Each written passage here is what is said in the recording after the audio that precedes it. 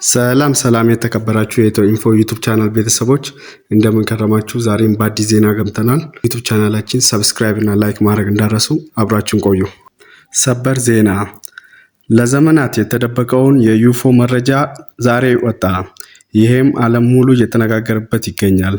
የዩፎ ወይም አንፎርማል ኦብጀክት የሚባሉት በሰማይ ላይ የሚበሩት ማንነታቸው የማይታወቅ ፍጡራን ናቸው።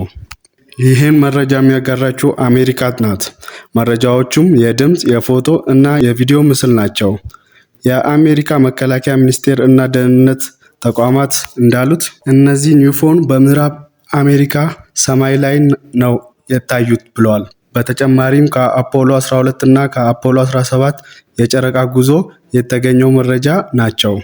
እነዚህ ፋይሎች ዓለምን በጣም እያነጋገሩ ይገኛል። እነዚህ ፋይሎች 16 ገጾች የያዙ ሲሆኑ የአሜሪካ መከላከያ ሚኒስቴር ድረገጽ ላይ ተለቋል። በቅርቡም የድሮ የአሜሪካ ፕሬዝዳንት ባራክ ኦባማ ዩፎ እንዳለ ገልጾ ነበር። ስለዚህ ዩፎ መኖሩን ብዙ መረጃዎች እየተገኘ ነው።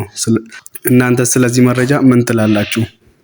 ላይክ፣ ሼር፣ ሰብስክራይብ ማድረግ እንዳትረሱ። እናመሰግናለን።